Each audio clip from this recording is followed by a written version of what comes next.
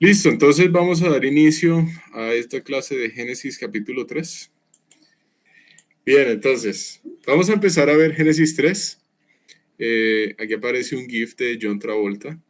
Es un GIF que se usa en muchas ocasiones para ilustrar qué fue lo que pasó en un momento de la historia, bueno, en este caso en cierta película, no sé cuál es la película. El hecho es que, pues sí, es natural preguntarnos qué fue lo que pasó. Sí, ya sabemos qué fue lo que ocurrió, pero pues la idea es estudiarlo ahorita aquí de forma cronológica y ver el contraste entre los primeros dos capítulos, Génesis 1 y Génesis 2, que nos narran la existencia de lo perfecto, versus qué es lo que empezó a ocurrir. Entonces, Génesis 1:31, voy a pedirle a Juan, porfa, para que leas este pasaje.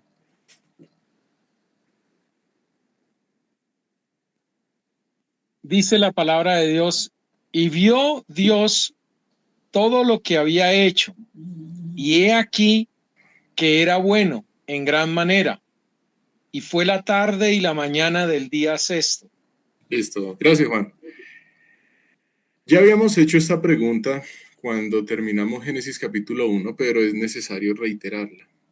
Dado este pasaje, ¿cómo fue que le quedó todo a Dios? Según lo que dice acá, es bueno en gran manera.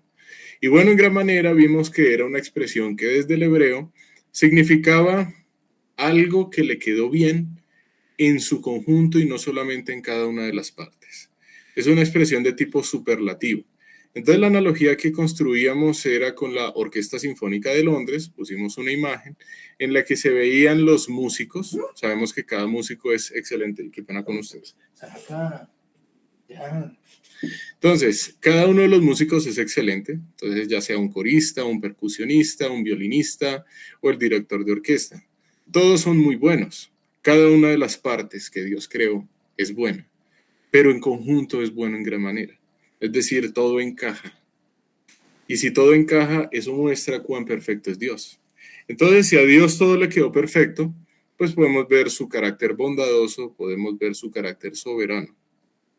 Viendo esto de Génesis capítulo 1, pues obviamente surge de forma natural la pregunta de qué fue lo que ocurrió, y para ello vamos a iniciar el estudio de Génesis capítulo 3.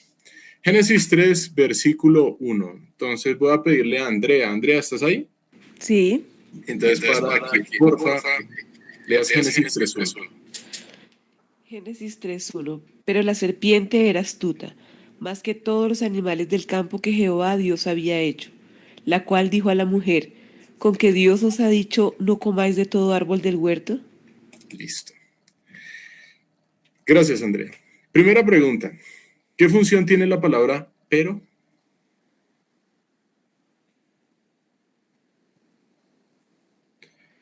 Esa es una pregunta que ya habíamos hecho con otros pasajes y como siempre hemos llevado a cabo el estudio de manera cronológica, la idea es empezar haciéndole preguntas al texto que sean más sencillas para después ir elevando el nivel de dificultad. Entonces, según la versión Reina Valera, aquí aparece un pero. En hebreo aparece la conjunción, aparece un we o un ve, que puede ser traducido como y, solo que en este caso un criterio de traducción más preciso sería traducirlo como pero. Contraposición frente a lo que ya habíamos visto en Génesis capítulos 1 y 2. Entonces, esta palabra pero, la idea es mostrarle al lector que se va a empezar a narrar algo que va a mostrar un cambio en lo que ya había estado establecido. Y eso que había estado establecido es lo perfecto. Ahora en Génesis 3 se va a mostrar qué fue lo que ocurrió para que hubiese un cambio en cuanto a ese estado. ¿Qué adjetivo se le da a la serpiente? Esa es otra pregunta bastante interesante. ¿Cuál es el adjetivo que se usa aquí? Astucia. Astucia, ¿cierto? Entonces dice que la serpiente era astuta. Entonces, para ver qué significa eso de astuto, lo primero que se recomienda es, si vamos a buscar la definición de una palabra en un contexto bíblico, no debemos ir a un diccionario común y corriente. ¿Por qué razón? Porque en el contexto bíblico las palabras se sitúan en un contexto social y cultural que siempre se debe tener en cuenta a la hora de definir. Entonces, por ejemplo, la palabra impuro en la escritura no necesariamente significa impuro en el contexto, digamos, moderno, y mucho menos en el contexto del desarrollo de la química, por ejemplo. Ahí impuro en la escritura tiene una connotación bastante distinta a lo que nosotros podríamos encontrar en un diccionario común y corriente. Entonces, siempre es una recomendación general. Si ustedes tienen una palabra que quieren investigar en la escritura, es bueno ir a otras versiones. Hay expertos en el asunto de la interpretación de la escritura que recomiendan al menos 6 versiones distintas, entonces varias versiones. Pueden irse a una versión interlineal como la que encontramos en la página de Logos. Pueden ir a un diccionario de tipo bíblico y después pueden ir a comentarios. Eso es lo más recomendado. Pero, pues digamos, en última instancia, lo menos recomendable es que ustedes vayan a un diccionario secular, llamémoslo así. El adjetivo astuta, cuando uno se va a la versión interlineal, uno encuentra la palabra en hebreo arum. Arum es un adjetivo que procede de una forma de un participio de un verbo. ¿Qué significa eso? Que arum puede definirse de la siguiente manera. Puede definirse como hábil para engañar o para lograr artificiosamente cualquier fin. También puede entenderse como la palabra artero o malintencionado. Es decir, la serpiente era malintencionada para lograr un fin. Eso es lo que quiere decir Génesis 3:1. Importante es que aquí astuta no es un adjetivo que se le da a la serpiente en un sentido positivo, sino en un sentido negativo. Aquí no se debe entender que la serpiente era prudente, que era buena para obtener algún bien, sino más bien para lograr un fin malintencionado. También puede traducirse astuta como sutil, ingeniosa o artificiosa. Digamos que esas son las otras opciones. Entonces lo podríamos decir así, pero la serpiente era artera, malintencionada para conseguir un fin, más que todos los animales del campo que Jehová Dios había hecho. Entonces, es importante también mencionar respecto a la palabra serpiente, que aquí en hebreo aparece es el término nahash. Nahash es un término distinto al que se usa, por ejemplo, en Génesis 1:24, cuando se habla de serpientes en la versión Reina Valera. En otras versiones ya se habla de reptiles. ¿Por qué razón se habla de reptiles y no de serpientes específicamente hablando? Porque en Génesis 1:24 se está dando a entender es el conjunto de reptiles y por eso la palabra que se usa ya es remes, no se usa la palabra nahash. ¿Qué quiere decir eso? Que en Génesis 3:1 cuando se usa esta palabra se está haciendo énfasis específico en un tipo de animal, que es la serpiente. No se está haciendo un énfasis en una colectividad de animales que pueden catalogarse como reptiles. ¿Listo? Entonces, por eso es que ustedes pueden encontrar reptil en otras versiones si estudian Génesis 1:24, pero en la mayoría de versiones se encuentra de serpiente si uno estudia Génesis 3:1. Entonces ya sabemos que se está haciendo referencia a un animal que en hebreo es el nahash. Siguiente pregunta. ¿Con qué es comparada la astucia de la serpiente, según este pasaje?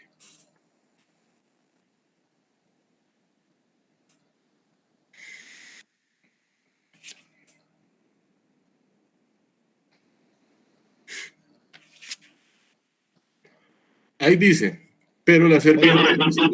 ¿Sí? ¿Quién iba a hablar? Con todos los animales, o sea, todos los seres vivientes, ella era más astuta que todos los demás. Ok. ¿Es esta serpiente un animal? Hasta ahora sí. Siguiente pregunta. ¿Será que si nosotros comparamos esta serpiente con otra serpiente del campo, porque pues sabemos que ningún animal es único, al menos va a tener su pareja, ¿esta otra serpiente sería igualmente astuta? Y la respuesta es un no rotundo con referencia al pasaje que vamos a estudiar a continuación. Entonces, como dijo Juan, la comparación se realiza es respecto a los otros animales que están en el campo. Y esos otros animales también pueden cobijar a otras nahash, a otras serpientes. Entonces aquí hay algo extraño. Es decir, el autor está haciendo no solamente referencia específica a un animal, sino a un animal singular de su especie. incluyendo en una comparación al resto de posibles serpientes que ya existieran en ese momento. Bueno, ¿quién es esa serpiente? Apocalipsis 12:9. Entonces, no sé, ¿se encuentra Nidia? Espérame, es que no puedo verlos. Sí. Listo, entonces, Nidia, te voy a pedir el favor que leas Apocalipsis 12:9. Bien, buenos días, buenas tardes. Y fue lanzado fuera el gran dragón, la serpiente antigua, que se llama Diablo y Satanás, el cual engaña al mundo entero. Fue arrojado a la tierra y sus ángeles fueron arrojados con él. Ok, bien. Entonces, según Apocalipsis 12:9, bueno, todavía no vamos a la ocupación. ¿Quién es esta serpiente? Es un sujeto que en la Biblia se llama Diablo y Satanás. Aparecen dos nombres y vamos a ver por qué aparecen esos dos nombres. Y lo que nos dice es que engaña al mundo entero y además que fue arrojado a la tierra y sus ángeles fueron arrojados con él. Si nos devolvemos un poquito en el pasaje de Apocalipsis, podremos encontrar que este sujeto, dice ahí, y su cola arrastraba la tercera parte de las estrellas del cielo. En pocas palabras, ya nosotros habíamos visto en la clase pasada que Dios a los seres espirituales les dio la capacidad de tomar decisiones. Y una de esas es creerle a Dios o no creerle a Dios. Entonces, de este sujeto del cual se habla en Apocalipsis 12:9, es un sujeto que lideró una rebelión en contra de Dios, con la cual convenció a una tercera parte de los seres espirituales que Dios había creado para que lo siguieran y se rebelaran en contra de Dios. Entonces, como Dios es santo, Él ejecutó el juicio de arrojar a estos seres del lugar donde se encontraban y fue arrojado a la tierra. ¿Cuál es la ocupación de este sujeto según Apocalipsis 12:9? ¿A qué se dedica?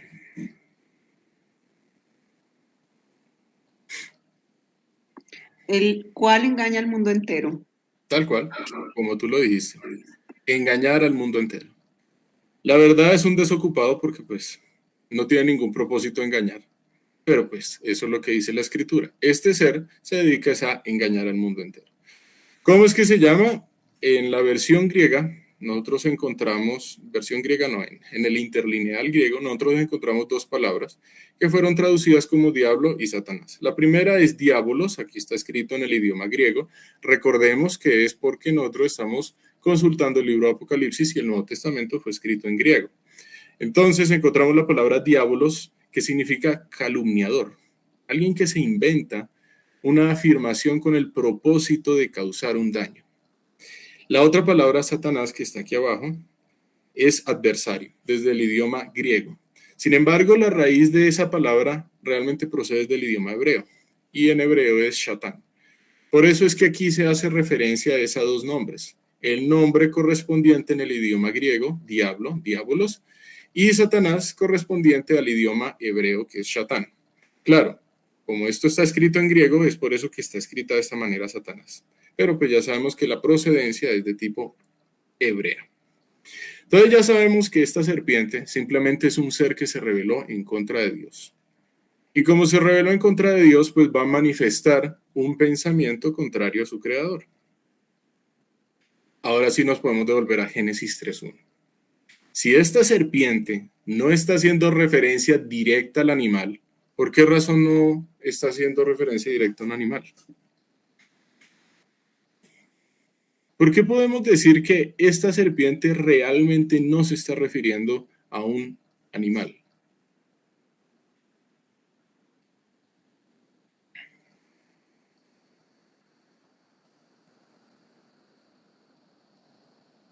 Aquí en Génesis, en Apocalipsis 12:9 dice, la serpiente antigua, que se llama Diablo y Satanás.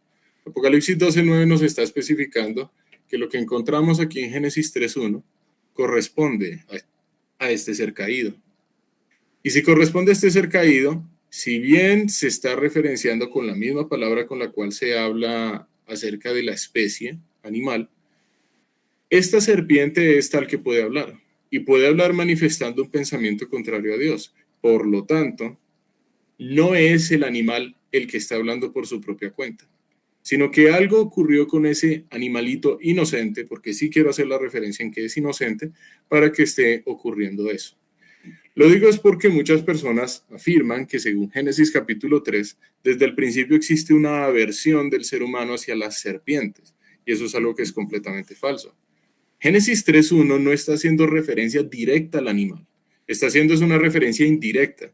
Entonces, lo más probable que esté ocurriendo aquí es que un animal haya sido poseído por un ser espiritual bajo el cual ese animal empieza a hablar. Por lo tanto, el animal no es más que un instrumento, pero el animal no está haciendo absolutamente nada. Las serpientes son hermosas, Dios las creó, y estoy hablando de los animales. Y si Dios los creó, pues le quedaron bien hechos. Ese es el punto principal al que quiero ir. Aquí no es el animal, digamos, la víctima o el sentenciado a algún tipo de juicio, porque ¿qué hizo de mal el animal? La respuesta es nada.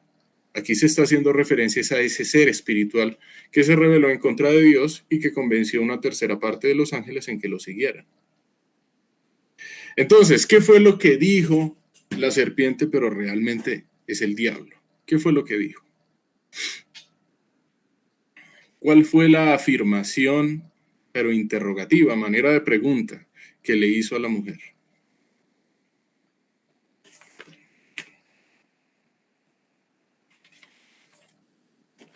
Sería como que Dios les dijo que no comieran de todo árbol del huerto. Aparece con que Dios os ha dicho, no comáis de todo árbol del huerto. ¿A quién se está dirigiendo la serpiente? ¿A Adán? A la mujer. Es a la mujer. Es un detalle importante. Ahora, ¿por qué se dirige a la mujer? Este pasaje no responde esa pregunta. Nosotros no podemos especular porque simplemente dice que este ser espiritual escogió fue a la mujer a quien se debía dirigir, pero no se dirigió al varón. Siguiente pregunta. ¿Cuál es la intención de la pregunta del diablo? Pienso en, soy Nidia, Sí. yo pienso en que ese con que es como si quisiera desvirtuar una verdad o una instrucción que Dios dio al comienzo. Entonces, es como, venga, analicemos lo que Dios dijo, es como, venga, ¿será que sí es cierto lo que dijo? ¿O no te dijo toda la verdad? Ese con que es como si quisiera poner la duda. Encuentro una palabra y es desvirtuar la verdad. Ok. Desvirtuar la verdad, sí. ¿Alguien más? Bueno, esta expresión con que en hebreo es afki, así ustedes la pueden encontrar en Logos, y se puede traducir como realmente así. ¿Realmente es así que Dios les ha dicho no comáis de todo árbol del huerto? Lo que pretende aquí el diablo no es ratificar de forma alguna lo que Dios dijo. Es poner en tela de juicio, es desvirtuar, es introducir una duda frente a lo que ya Dios había dicho. Entonces, siguiente pregunta. ¿Qué diferencia notable hay con lo que ya Dios había dicho en Génesis 2, 16 y 17? ¿Alguien tiene Génesis 2, 16 en sus Biblias? Ahí mismo. Para que lo lea en voz alta.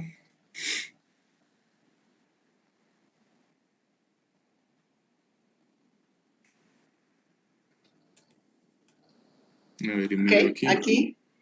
Pero ¿Sí? el Señor, ¿ya? Dale. Pero ¿Sí? el Señor Dios le advirtió, puedes comer libremente del fruto de cualquier árbol del huerto. Muy ¿Sí? bien. No. Listo, hasta ahí, muy bien. Hablaste tú, Ketty, ¿cierto? ¿Sí? Sí, Señor. Listo, gracias, Ketty. Entonces, Ketty leyó Génesis 2.16 y en Génesis 2.16 Dios le está diciendo al varón, en este caso particular, que todo árbol del huerto puede comer. ¿Qué está haciendo aquí el diablo? Es una diferencia tonta, pero le cambia todo el sentido. Está introduciendo la negación de lo que Dios dijo. Dios dijo, de todo árbol del huerto puedes comer. Y es más, el diablo está afirmando algo que es hasta tonto. Porque Dios dijo, de todo árbol del huerto puedes comer. ¿Qué incluye? Árboles frutales. árbol de vida, árbol del conocimiento del bien y del mal. Lo que pasa es que si comía el conocimiento del bien y del mal, iba a tener una consecuencia, pero de que podía comer, podía comer. Aquí en Génesis 3.1, la serpiente está haciendo una afirmación sin sentido. Lo que le está diciendo es, Dios dijo, no coman de todo árbol. O sea, la serpiente le está diciendo a la mujer, eso incluye los árboles frutales, eso incluye el árbol de vida. Y eso es algo que no tiene ningún sentido. Sin embargo, aunque no tenga sentido, la observación principal es que aquí se introduce la negación de lo que Dios había dicho. Si Dios dice, puedes comer, ¿qué dice la serpiente? No puedes comer. Si Dios dice, esto es bueno, ¿qué dice la serpiente? Esto es malo. Si Dios dice, esto es malo, ¿qué dice la serpiente? Esto es bueno. Es la negación del carácter de Dios. Eso es lo que está manifestando este ser, que es el calumniador, el engañador. Listo. Génesis capítulo 3, versículos 2 al 3. Entonces, voy a mirar en la lista. Frank, ¿puedes leer este pasaje, por favor? Buenos días, sí, claro que sí. Dice, y la mujer respondió a la serpiente, del fruto de los árboles del huerto podemos comer, pero del fruto del árbol que está en medio del huerto, dijo Dios, no comerás de él, ni le tocaréis, para que no muráis. Ok, listo. Gracias, Frank. Primera pregunta. Si yo veo un animal hablando, ¿cómo reaccionaría? A mí una vez me pasó que yo estaba soñando que mi perro Zacarías me hablaba. Y en el sueño me asusté tanto que me desperté. Claro, era un sueño. Y pues uno ya después se ríe. Pero si eso ocurriera en la vida real, ¿cómo reaccionaríamos nosotros? Un animal me está hablando. Y no me está hablando en el sentido de que se quiere dar a entender en un lenguaje animal, que eso es algo completamente válido. Zacarías a mí me puede ladrar. Si alguien tiene, yo qué sé, otro tipo de animal, pues va a poder entender las reacciones y el lenguaje que usa, ya sea un pajarito, ya sea un gato, ya sea un perro. En este caso es muy distinto. Aquí lo que está haciendo este animal es entablar un diálogo, eso es algo que sí no podemos hacer con un animal, y mucho menos un diálogo que tenga que ver con los atributos de Dios. Entonces, si yo veo un animal hablando, incluso cosas contrarias a Dios, ¿yo cómo voy a reaccionar? Pues con mucho miedo, ¿no? Creo que sería la reacción natural. Nos daría bastante miedo. Siguiente pregunta. ¿Por qué la mujer no se asusta? Y otro detalle, ahí no dice Eva. Eva es un nombre que vamos a encontrar, pero más adelante en Génesis 3 todavía no aparece ese nombre. ¿Por qué la mujer no se asusta? Ahí es como, sí, Dios dijo, pero bueno. Entonces yo te respondo, del fruto de los árboles del huerto podemos comer. No se evidencia que esté asustada, sino parece una respuesta muy natural, ¿no? ¿Por qué la mujer no se asusta?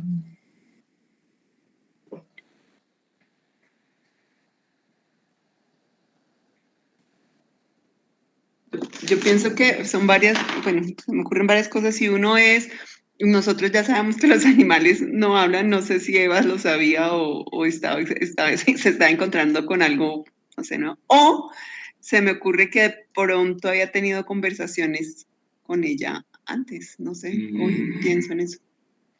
Oh, qué buena observación, Nidia, porque Génesis 3 no nos dice que esta haya sido la primera vez en que la mujer habló con esa serpiente. No nos dice que sea la primera. Tampoco nos permite saber que no fuese la primera, ni que fuese ni que no fuese. No podemos saber. El hecho es que ya la mujer está entablando este diálogo con la serpiente, da a entender naturalidad, así que quizás sí, quizás no. ¿Qué más podríamos decir frente a eso?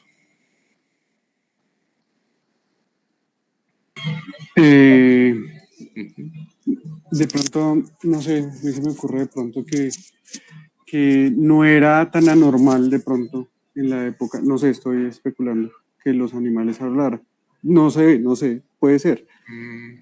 Pues de pronto también hay el caso en la Biblia de la burra de Balaam, pero no sé si, o sea, no sé, puede ser que de pronto hayan perdido con la caída de pronto esa capacidad, o nosotros hayamos perdido la capacidad de entenderlos, no sé, Ok. como especulación. Listo, entonces Frank está citando un pasaje más adelante en el que el rey moabita Balac contrata a Balaam para que traiga una maldición sobre Israel. Como ese no es un pasaje que vamos a estudiar más adelante, ese pues lo vamos a saltar, entonces podemos hacer referencia en este momento. Lo que ocurre en esa ocasión es que Balaam estaba montado sobre una burra, y la burra tuvo la capacidad de ver a un ser espiritual, el cual no podía ver Balaam. Más adelante dice la escritura que Dios le dio la capacidad a la burra de hablar. O sea que ese texto da a entender que la burra en sí misma no tenía la capacidad de hablar a menos que Dios le diese esa potestad. Es decir, según Génesis 1 y 2, el único ser creado a imagen y semejanza de Dios es el ser humano. Y como tal, entonces puede entender qué es lo que dice Dios o refutar qué es lo que dice Dios. Por lo tanto, ya aquí podemos encontrar, incluso citando lo que dice Frank, la serpiente como animal en sí mismo no tiene la capacidad de establecer este tipo de afirmaciones. Repito, los animales sí tienen un sistema de comunicación. O sea, sería falso decir que los animales no se comunican, ellos se comunican. Eso se ha estudiado extensamente, el canto de las ballenas, por ejemplo, que se extiende por cientos de kilómetros en el océano, el canto de los pájaros, la forma en la que, por ejemplo, las hormigas se comunican entre sí a través de ciertas hormonas y a través de ciertos olores. La comunicación animal existe, pero no en este sentido. Y ese es el punto principal. Entonces, los animales no hablan y este animal, entre comillas animal, aunque sabemos que no es un animal, sino un ser espiritual detrás del animal, es el que le está manifestando a la mujer un pensamiento contrario a Dios. Entonces, debemos recordar un asunto fundamental, y es que nosotros estábamos en el contexto de lo perfecto. En el contexto de lo perfecto no existe el miedo. Puede existir el asombro, sí, puede existir el maravillarse, pero no existe el miedo de que algo pueda ocurrirme. La mujer reacciona de esta manera porque ella simplemente no conocía aquellas cosas que nosotros sí conocemos, sobre todo a nivel emocional. Ella no conocía de eso y simplemente responde. Que existe la posibilidad de que si hubiese dado un diálogo previo al que está registrado en Génesis 3, sí existe esa posibilidad, no sabemos. Pero el punto es que la mujer no conocía el miedo y simplemente va y responde. Siguiente pregunta. ¿Qué fue lo que dijo la mujer? Entonces, hasta aquí vamos bien. Del fruto de los árboles del huerto podemos comer. ¿Eso lo dijo Dios? ¿Alguien dice que no? ¿Objeción? ¿Sí? ¿Estamos de acuerdo? ¿Del fruto de los árboles del huerto podemos comer? Sí, sí. Sí, eso lo dijo Dios, sí. Ahí está, ahí vamos bien. Sí, sí. Ahí esa parte sí. Bien. Pero del fruto del árbol que está en medio del huerto, dijo Dios. Bueno, entonces ya sabemos que el árbol del conocimiento del bien y del mal estaba en el centro del huerto, igual que el de la vida. Bueno, vamos a evaluar qué es lo que dice la mujer. No comeréis de él. ¿Eso lo dijo Dios?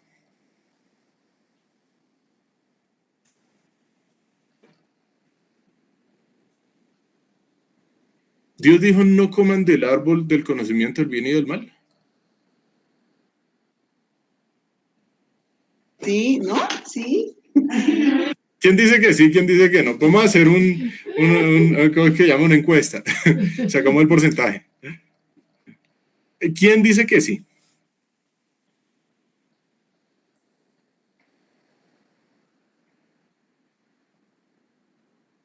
Sí, yo digo que sí.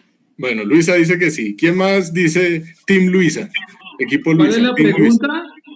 Que Perdón, si Dios Juan, dijo... es que no me han dejado estudiar hoy, hermano. Me han entrado un poco llamadas. No, tranquilo. ¿Pero cuál es la pregunta? La pregunta es...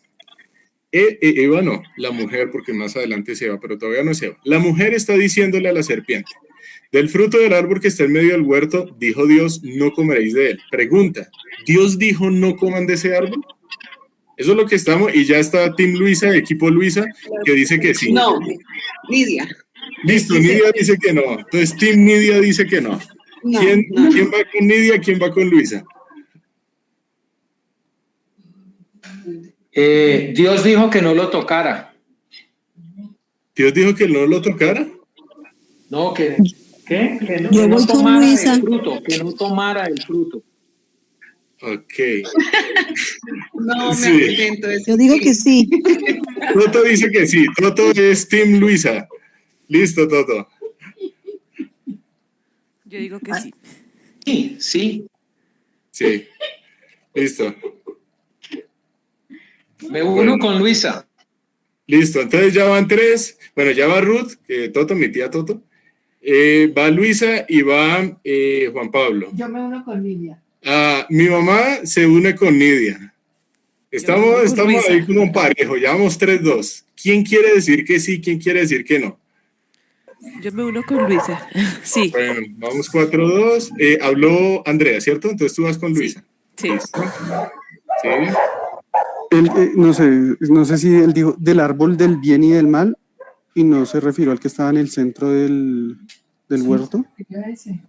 Buen punto, Frank. Bien, resulta que Génesis capítulo 2 nos dice que el árbol de la ciencia del bien y del mal estaba en medio del... No, perdón, Génesis capítulo 2, ahora sí corrijo. Dice que el árbol de vida estaba en medio del huerto.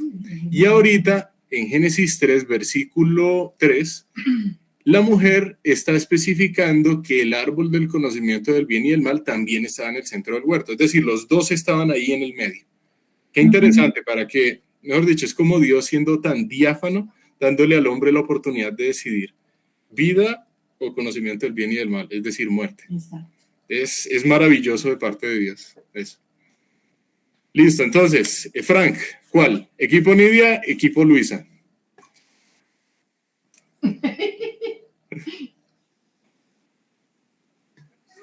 No sé. Yo creo que... No sé. ya Pues, O sea, solo escogí una persona y ya. yo creo que Estamos para aprender. con Nidia. Equipo Nidia, listo, 4-3. ¿Quién más quiere participar? Listo. Sandra. Ketty creo que todavía no ha participado, ¿cierto? Sí, Sandra. ¿Y quién más me Con faltaría? Nidia. Nidia, listo. Uy, ya estamos empataditos. Bueno. Ok. Ay, perdón, qué pena con ustedes. Listo. Dios dijo no coman del árbol del conocimiento del bien y del mal. Para eso tenemos que devolvernos a qué fue lo que dijo Dios. Génesis 2:16. De todo árbol del huerto puedes comer, mas del árbol de la ciencia del bien y del mal no comerás, porque el día que de él comieres ciertamente morirás. Entonces, ¿Dios dijo que no coma? No, Sí. no, él dijo que no. Sí pueden. Bueno, ¿cuál es el argumento para decir que Dios no dijo eso? Pues él dice que no dice específicamente si pueden comer, sino que da la consecuencia. Si comen, Por eso, ciertamente morirá, Sí. ¿no? por eso sí. Pero da él la no dice- consecuencia. Bueno, No puede Dios no comer. está diciendo que no coman. Él les dice La que si consecuencia. llegan a comer tiene una consecuencia, como lo dice tu Exacto. mamá. Por eso, entonces el punto es si dijo si comieran o no comieran. Él no dijo específicamente no coman. Exactamente. Él no dijo no coman, es decir, no dio una ordenanza. Pero Exacto. está diciendo, si ustedes llegan a comer, esta es la consecuencia. Morirás. Ok. Entonces estamos llegando a una conclusión. Realmente ambos equipos, bueno, los 3 equipos, porque Frank también dijo, no, pues yo me paro en el medio, tienen la razón por este motivo. Resulta que la mujer le está dando es una interpretación distinta a lo que Dios había dicho inicialmente. Vamos a evaluar todo lo que dijo la mujer en su contexto y ver qué fue lo que le cambió o si lo dejó igualito. Bueno, no comeréis de él, lo dejamos todavía en remojo. Esta segunda parte, ni le tocaréis, ¿eso lo dijo Dios? Para nada. No, No, ahí sí ya somos todos team no. O sea, nadie podían puede decir que jugar fútbol con eso y no. eso, sí, como decía alguien, se lo podían untar de mascarilla, no iba a pasar nada. Jugar fútbol. Sí, exacto. O sea, no había ningún problema en que le tocaran. Dios nunca dijo, el día que tocaras, no tiene ningún problema. Ellos podían coger ese fruto, podían tocarlo, él podía hacerle una disección, observar cómo es por dentro y no iba a haber ningún problema. Y aquí también añade la mujer, para que no muráis. Para que no muráis le está cambiando el sentido del mandato que Dios había dicho. Porque Dios dijo, mas del árbol de la ciencia del bien y del mal no comerás, porque, no dice para qué, sino porque el día que de él comieres ciertamente morirás. Morirá. Dios está introduciendo es la razón de la muerte. ¿Cuál sería la razón de la muerte? Participar de ese fruto. Pero aquí la mujer, al decir para que no muráis, está dándole un sentido diferente. Es como si la intención de Dios fuese que muriesen, pero para que no muriesen, entonces no deben participar del fruto. ¿Sí me hago entender en qué sentido la mujer le está cambiando digamos, la expresión del mandato tal como Dios lo había dicho? En primer lugar le está añadiendo, Dios jamás dijo no le tocaréis. Eso qué pena, pero ahí sí, señorita, se te fue la palabra porque eso nunca lo dijo Dios. Y el para que no muráis ya tiene una intención distinta a lo que Dios había dicho al principio. Entonces, es distinto el para que el por qué. El para y el por qué son distintos, ¿cierto? No comeréis de él ni lo tocaréis para que no muráis. ¿Qué está haciendo entonces la mujer con lo que Dios había dicho?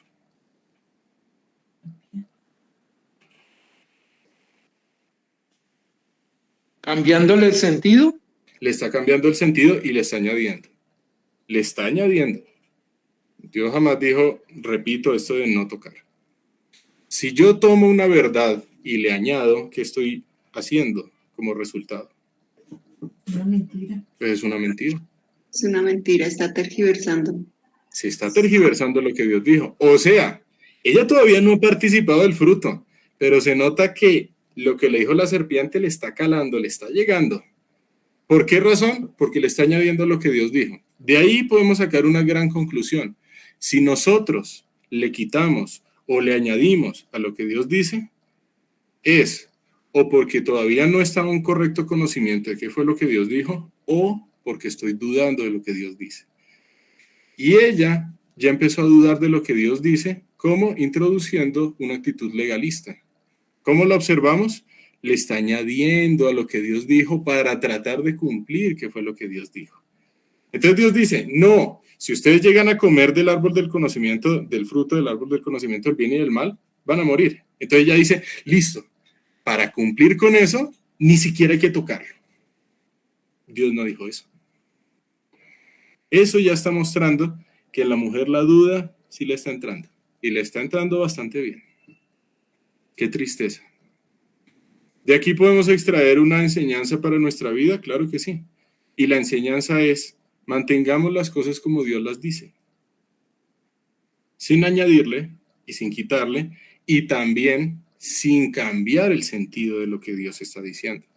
Cuando se cambia el sentido a propósito, eso es un problema de duda, si se está comprendiendo qué es lo que Dios dice. Entonces, esto es para tener bastante cuidado. ¿Dios dijo lo que dijo la mujer?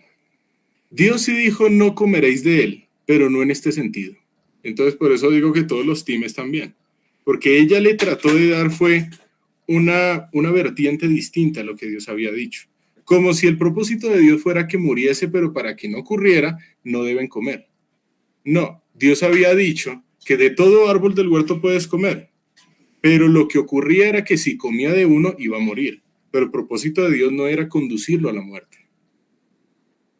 Entonces vamos a hacer este ejercicio. Este ejercicio fue tomado de una página donde leí un pedacito de un artículo que me pareció centrado.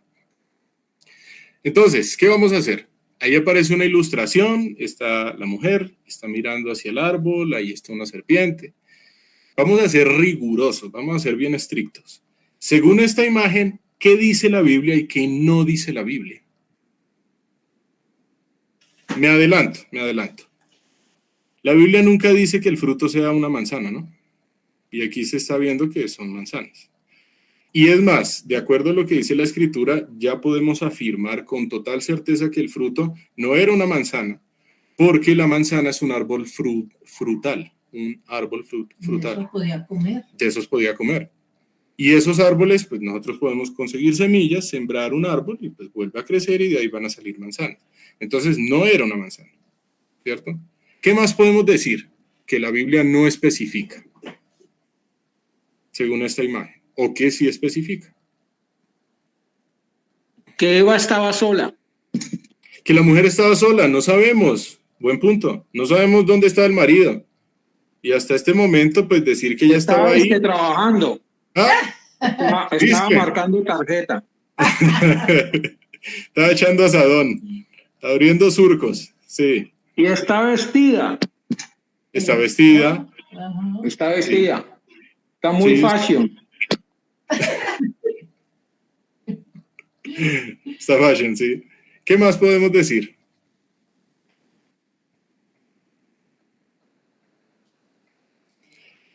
Siguiente punto. Aquí a la serpiente se le está mostrando trepada en el árbol. Ninguna parte de la Biblia dice que la serpiente le habló a la mujer desde el árbol. No sabemos. Puede que sí, puede que no, pero ni idea. No sabemos. Entonces, fijémonos en que ese tipo de detalles son cosas que se asumen tácitamente. Ah, sí, pues sí, ahí está la serpiente en el árbol. Pero la Biblia no dice que la serpiente estaba en el árbol cuando le habló a la mujer.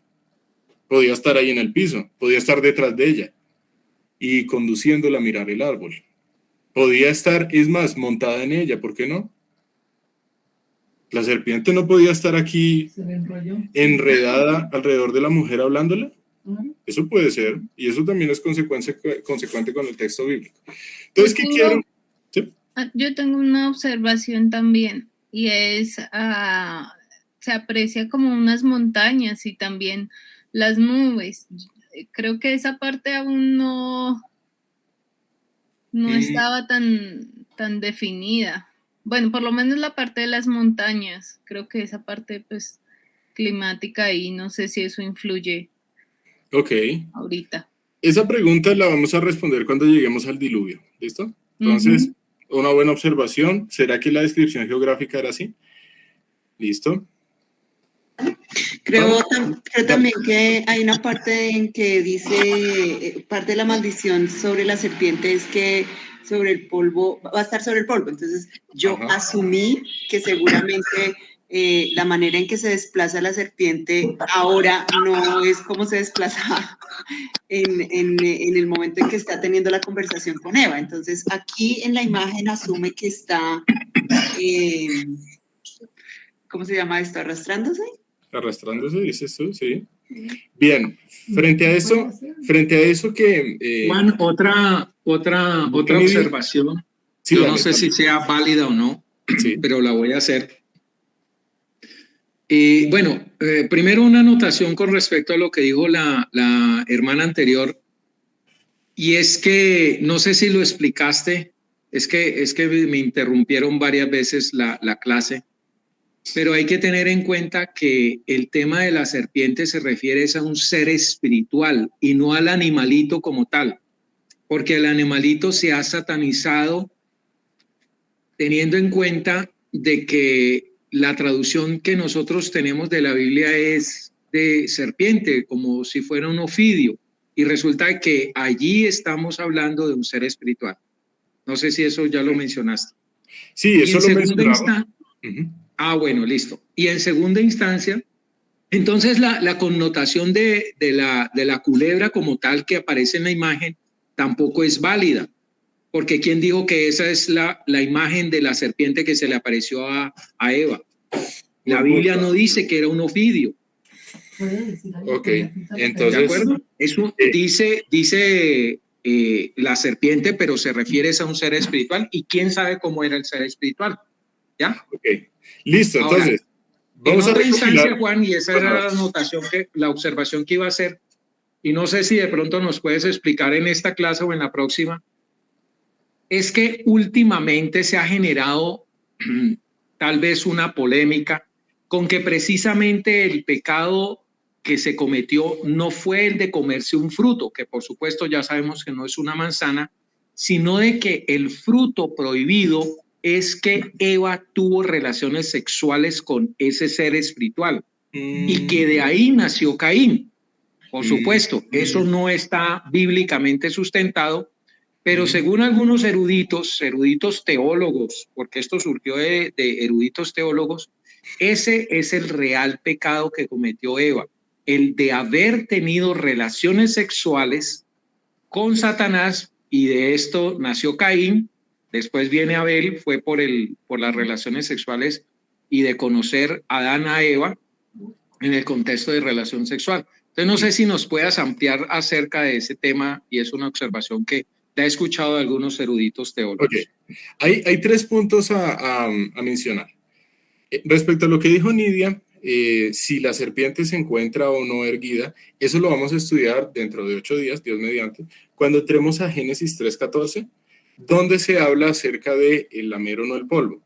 Porque, digamos, asumir que la serpiente al principio estaba erguida y luego no, también podría abrir una brecha en la teoría evolutiva y decir, efectivamente, en los animales se van presentando cambios a lo largo del tiempo. Y si nosotros pensamos que Génesis tiene un sentido de carácter metafórico, entonces podríamos hablar que el hecho de que la serpiente estaba erguida y ya no, es una forma simbólica de ilustrar la teoría evolutiva y cómo las especies van cambiando a lo largo del tiempo por la selección natural.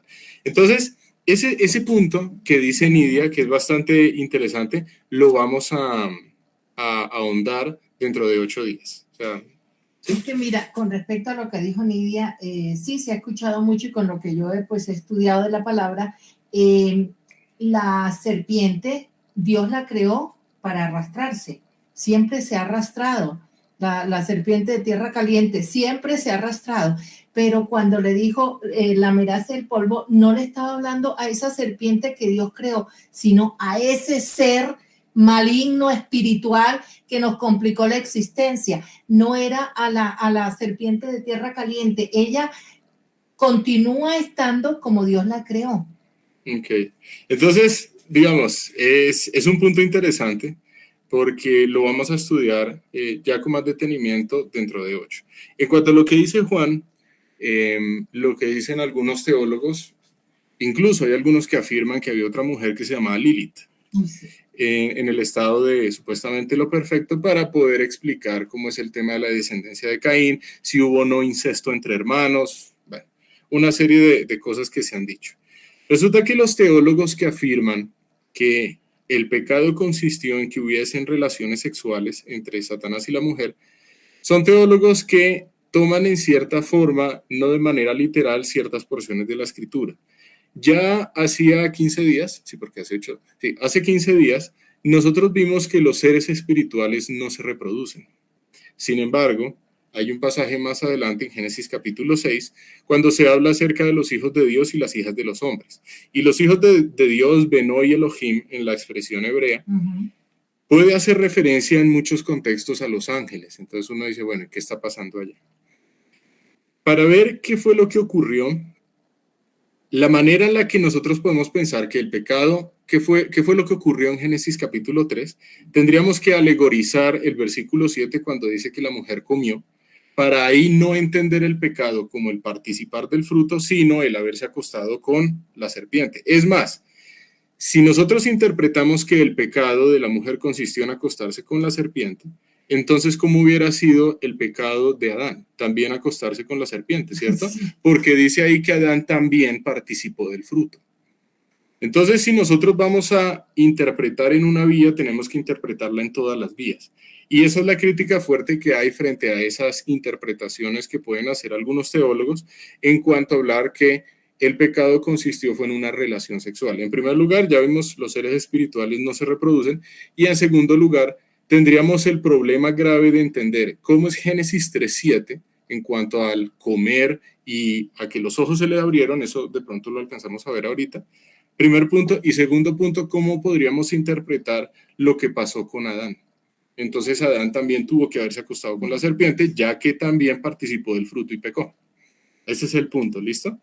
Entonces, la interpretación natural, digamos, gramatical, histórico, literal, es que el pecado consistió en participar de este fruto como una consecuencia de haber creído a la duda que ya la serpiente le había metido tanto a la mujer como, bueno, a la mujer, no puedo decir al varón, a la mujer. ¿Listo? En tercer lugar, no debemos perder el foco que lo más importante de Génesis capítulo 3 es la descripción teocéntrica, es quién es Dios. Sí, hemos hablado acerca de la mujer, hemos hablado acerca de la serpiente, y está bien especificar qué es lo que pasó con ellos. Pero entonces viene esta pregunta fundamental. ¿Por qué Dios permite que este diálogo se lleve a cabo? ¿Por qué Dios no simplemente rompe este diálogo? Cállese, serpiente, mujer, acuérdate del mandamiento, y listo. ¿Por qué Dios no interviene en esta escena? Porque pareciera que Dios estuviera a un lado, distante. Obviamente sabemos que no es así. ¿Por qué Dios aquí no está interviniendo? Pues yo pienso que por la misma razón que puso el árbol.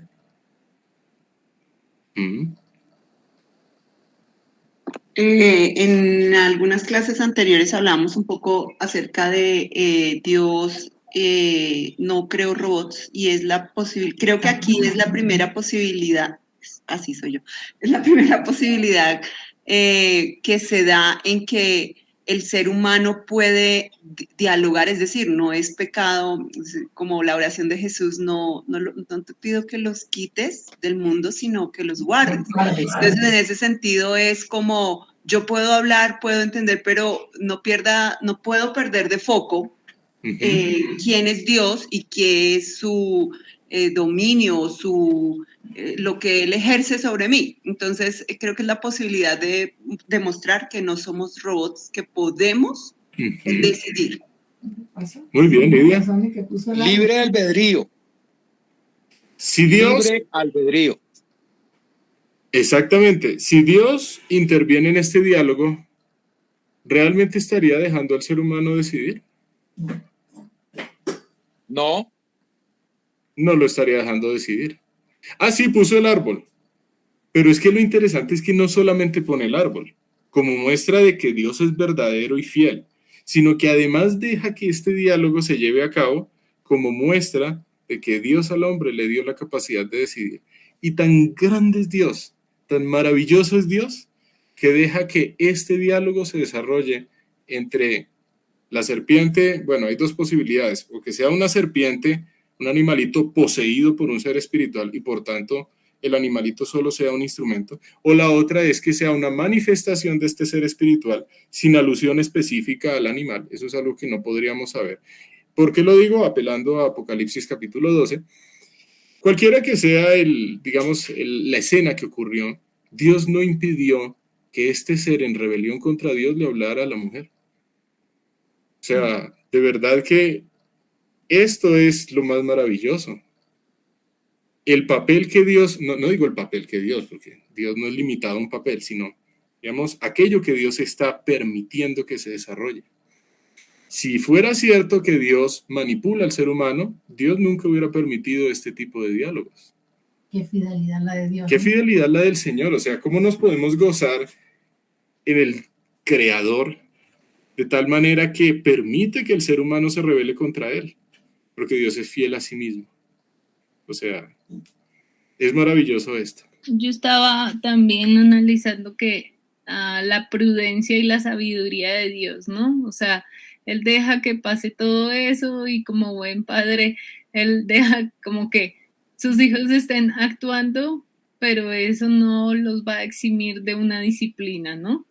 Porque su palabra también dice que Dios disciplina a quien ama. Y entonces ver como que, sí, aunque lo están insultando y están hablando cosas que él no dijo y exagerando, digamos, en el sentido de cuando la mujer dice que ni siquiera tocar el fruto, ¿no? Entonces, él de todas maneras apenas como que guarda silencio y espera que pase toda esta situación y después sí va a venir la intervención de Dios. Ahí después sí va a llamar como digamos como a cuentas a cada participante de la conversación. Ok, bien. Listo, entonces vamos a ver qué es lo que Dios va a hacer más adelante una vez el ser humano haya tomado una decisión. Génesis capítulo 3 versículos 4 y 5. Entonces quiero revisar pues para que todas las personas participen. Ya Andrea leyó, Frank leyó. Toto, ¿estás ahí? Mi tía Ruth.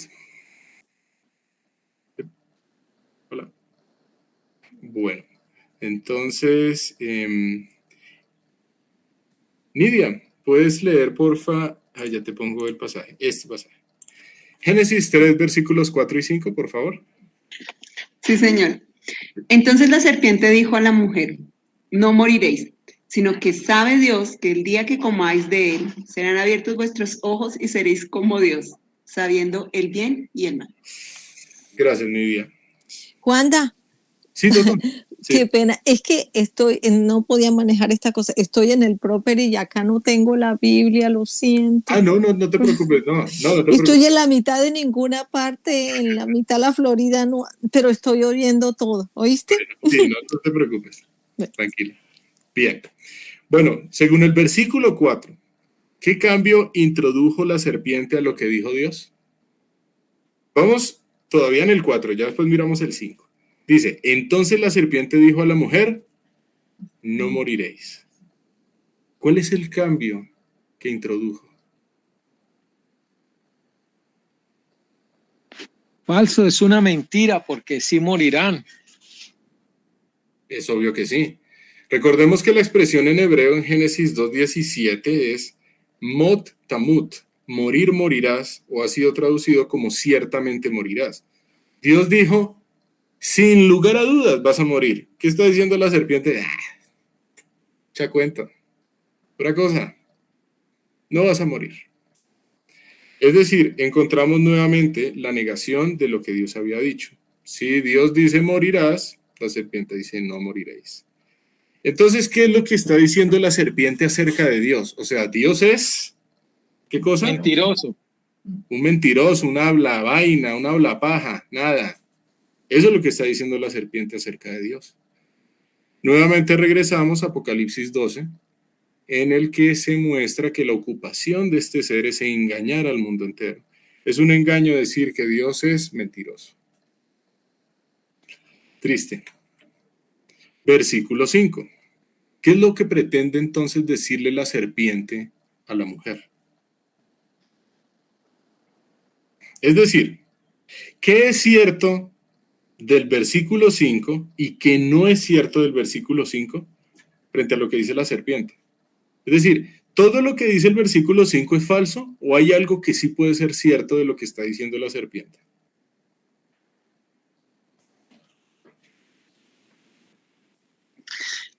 Cuando dice, sino que sabe Dios que el día que comáis de él serán abiertos vuestros ojos y seréis como Dios, sabiendo el bien y el mal, no tanto como Dios por ser Dios, sino sabiendo el bien y el mal. Creo que eso es verdad, porque lo que se están comiendo es el conocimiento del bien y del mal, pues por ende dejaría ver que lo que van a tener. De hecho, luego dice que se abrieron sus ojos. Entonces considero que eso es verdad. Entonces hay una pizca de verdad, muy cierto. Así es. Hay una pizca de verdad en lo que está diciendo la serpiente. Es más, si no hubiese una pizca de verdad, no se podría hablar de un engaño convincente, porque si todo es falso, pues es muy fácil identificar un engaño. Sin embargo, si hay una mentira mezclada con una pizca de verdad, ya es más difícil identificar ahí el engaño. Entonces, hay algo que es cierto que está diciendo la serpiente.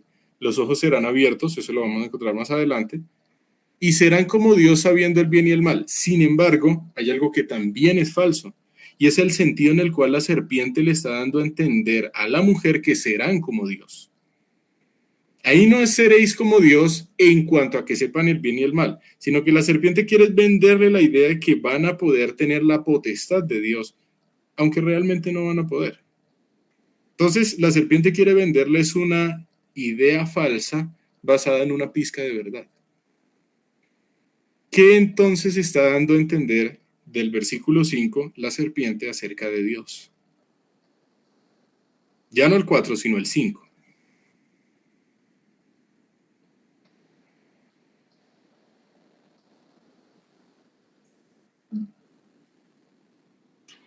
Pues que la serpiente les está vendiendo la idea de que Dios no quiere que ellos sean como Él, no sean como Dios. Es lo que yo entiendo ahí. A Dios le da miedo que ustedes sean como Él. Es como una forma de decirlo. Dios tiene miedo. Entonces la cosa es que ustedes no van a morir, sino que simplemente cuando ustedes coman, ustedes van a ser como Él. Sabiendo el bien y el mal, van a ser como Él.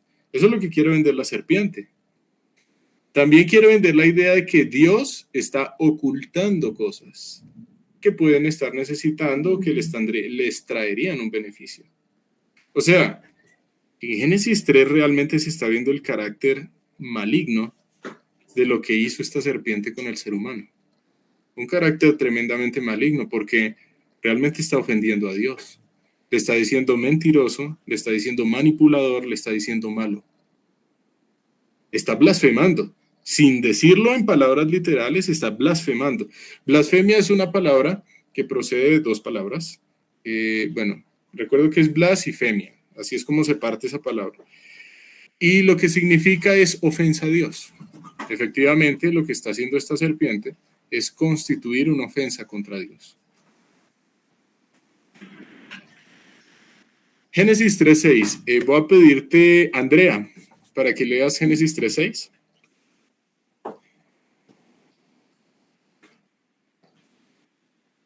Andrea. Bien. Entonces, voy a pedirle el favor a Frank. Génesis 3:6.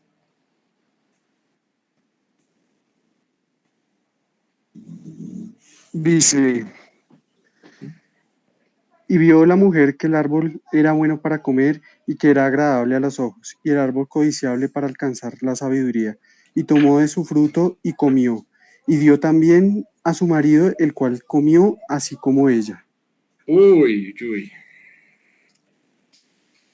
¿Cómo vio la mujer al árbol? Recordemos que siempre empezamos con las preguntas más sencillas y después vamos subiendo el nivel de las preguntas. Ahí dice, ahí aparecen 3 descripciones. Entonces, ¿cómo la vio? ¿Cómo lo vio, la mujer? Bueno para comer. Sí, bueno para comer es 1. ¿Qué más?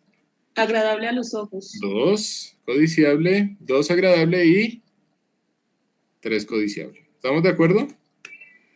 ¿Alguien más quiere decir algo frente a la manera en que la mujer lo vio? Lo podemos como categorizar en 3 aspectos. Bueno, ¿Da agradable. sabiduría? ¿Y da sabiduría?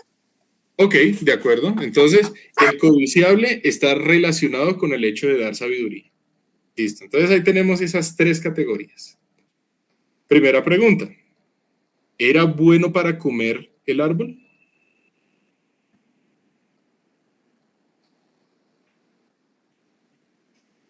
El fruto. Bueno, el fruto no. Sí, no, uno no va a comer el tronco, sí. Sí, pero no era bueno, porque Dios precisamente ya había dado la consecuencia de comerlo. Entonces, no era bueno para comer, porque si come, muere. Entonces, no era bueno para comer. ¿Qué está entonces mostrando Génesis 3:6? Que el engaño del diablo, del diabolos o del satán, entró en la mujer de una forma, mejor dicho, como mantequilla, le entró completamente a su corazón. Tanto que la mujer ya empezó a ver las cosas de una forma contraria como Dios ya les había ordenado. Dios les había dicho que ese árbol no era bueno para comer. ¿Quién lo puso? Dios, no lo puso el diablo, lo puso Dios. Pero Dios dijo, al día que de él comieres, ciertamente morirás. Entonces, no era bueno para comer. ¿Qué significa agradable a los ojos? Digamos, tenemos ahí una expresión cuando estemos estudiando la escritura y aparece una expresión que dice, 70 veces 7. Ah, bueno, 490. ¿Será? 70 por 7, 490. ¿Será que es eso lo que quiere decir? La respuesta es no. Entonces hay que tener en cuenta el contexto cultural de 70 veces 7. Solamente pongo ese ejemplo. En este caso, ¿qué significa agradable a los ojos? ¿Será que agradable a los ojos es, ay, qué bonito y ya? ¿O hay algo más que quiera mostrarse?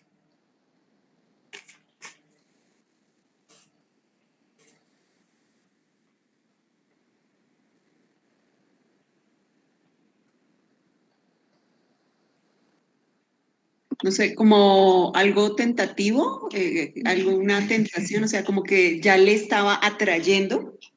Entonces, Que llame la a 3 atención. metros ya estaba a 2 metros. Ok, la tentación, sí.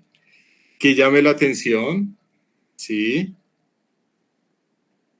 Es importante eso que ustedes dijeron, porque resulta que agradable a los ojos, yo hago aquí siempre el paréntesis, a veces yo leo las expresiones, tanto en el griego como en el hebreo, es para que ustedes, ya teniendo la lectura de esa expresión, vayan y la corroboren. Por eso es que siempre me gusta leerlo en el idioma. En el idioma hebreo, agradable a los ojos se lee ta'agua hu laenaim. Entonces ustedes lo pueden corroborar allá en Logos o en cualquier versión interlineal.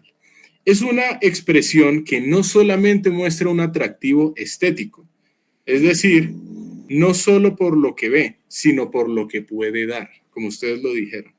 No es solamente que, ay, tan bonito ese árbol y ya, sino agradable en el sentido que siento que tengo que ir allá. Es bonito, es algo más y tengo que tener eso que está allá. Es decir, las 3 categorías con las cuales se describe que la mujer vio al árbol son categorías no disyuntas, sino interconectadas entre sí. Bueno para comer, hay que comer de eso, agradable, siento una atracción hacia el árbol y con ese árbol puedo alcanzar la sabiduría. O sea, ya la mujer empezó a verlo como, este es mi objetivo, allá tengo que llegar. Siendo que Dios ya le había dicho que el día que de él comieras, ciertamente morirás. O sea, la mujer, antes de participar del fruto, dejó de creerle a Dios y le creyó a Satanás. Qué tristeza. Es algo muy interesante. Vamos a ver entonces que el pecado es el resultado de algo que ya estaba pasando en su corazón, pero no es que el pecado llegara y, ay, de repente apareció a lo cuántico, a lo espontáneo, ¡pum!, ya, apareció el pecado. Eso no es así. Por allá más adelante, si no estoy mal en Santiago, dice que el pecado es algo que se consuma después de que se da un proceso con la concupiscencia. Eso no es algo que aparece espontáneamente, ¡pum!, y ya. ¿Listo? Siguiente expresión. ¿Qué significa codiciable para alcanzar la sabiduría? Codiciable, esa palabra codiciable, ¿qué será? Codicia. Cuando pienso en codicia, pienso en algo que no tengo, que es de otro y voy a, nunca lo había pensado frente a este texto, ¿no? Pero es algo que tiene otro y yo lo quiero para mí, lo quiero poseer, me quiero apropiar, quiero que sea mío. Entonces, cuando digo codiciable, para lo que dice ahí, es interesante. Sí, de acuerdo con lo que dice Nidia también. Y creo que lo que lo hace más codiciable, no sé, puede ser muy obvio, pero creo que lo que lo hace más codiciable es el hecho de que era un árbol único. Entonces, como que ahí sí como que se diría que era la última Coca-Cola del desierto y entonces como que ve un tesoro, como que ve algo muy preciado ahí, como con mucho fruto, digamos, pero no fruto obviamente comestible, sino de la manera de darle sabiduría, darle sabiduría para su vida. Entonces, como que eso es lo que más le llamó la atención a la mujer. Entonces, codiciable es deseable. La palabra que aparece en hebreo es wenehmat. La pueden encontrar también allá en Logos. Y es deseable. Pero no es deseable simplemente decir, ay, yo deseo esto, sino es un deseo casi que incontrolable. Yo quiero eso. Lo anhelo. Sin eso no soy yo. Sin eso no voy a ser feliz. Eso es lo que significa ahí. Ese árbol me permite alcanzar la sabiduría. O sea, en pocas palabras, la mujer dijo, creyéndole a Dios, yo soy una tonta. ¿Por qué? Porque ella vio que participando del fruto del árbol podía alcanzar la sabiduría. Por lo tanto, si no participa de ese fruto, es decir, si obedece a Dios, ella no va a ser sabia. Pregunta, ¿será que eso no es lo que enseña el mundo hoy? Ay, si crees la Biblia, ¿te vas a volver loco? Ah, mira, es que si tú dejas la evolución, no vas a estar en la verdad. Si tú crees que Dios creó las cosas, eso es un mito. Y podemos seguir puntos suspensivos. Eso es algo que sigue estando hoy en día en el mundo. Venderle la idea al ser humano que la sabiduría está fuera de Dios, no obedeciendo a Dios. Y lo que dice Proverbios es todo lo contrario. El principio de la sabiduría es el temor al Eterno, a Jehová, a Yahweh, al que existe por sí mismo. ¿Alguien levantó la mano? ¿Sí? Yo, Nidia. Dale, Nidia. Es que estaba pensando en lo que hemos hablado en las clases anteriores con respecto a todo lo que tenía que hacer el ser humano en el jardín del Edén, todo lo que le dijo, fructificad, gobernad, todo eso requería tanta conocimiento y sabiduría que no sé hasta qué punto también nos pasa a nosotros que tenemos tantas situaciones que resolver en el día cada uno en su área y si hay alguna manera de saltarme la forma normal o lo que el deber ser, entonces prefiero el fruto. Y nos comemos el fruto para hacer las cosas más, o para conocer el cómo se hace más rápido. Entonces pienso en esa posición de Eva también, diciendo todo lo que tengo que hacer, todo lo que nos toca, todo lo que no sé qué, y tener que todo el tiempo estar preguntando o pensando, gastando tiempo y energía en cómo voy a hablarle a Leona, no sé, y si lo puedo tener y está dentro de mí, ¿por qué no? Entonces pienso en esas posibilidades de la codicia, del conocimiento del bien y el mal. Realmente nosotros ahorita lo podemos criticar, pero realmente si uno se para un poquito en los pies de Eva, en el contexto y en el momento, el tiempo, era codiciable. Era codiciable. ¿Sí? Bien. Listo. A ver, ¿qué más? ¿Qué otra pregunta hay? ¿Qué decisión tomó la mujer?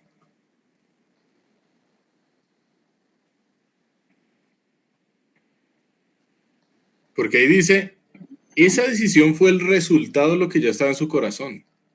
Entonces, por eso es que aquí aparece el primer punto y coma. Recordemos, esto es simplemente un criterio de traducción, ¿no? O sea, estos punto y coma, ciertas formas de puntuación también corresponden a criterios de traducción. Las mayúsculas, las minúsculas, porque en hebreo no están las mayúsculas ni las minúsculas. Entonces, punto y coma. Y tomó de su fruto y comió. Esa fue la decisión. Pero además de eso, dio también a su marido. Ok.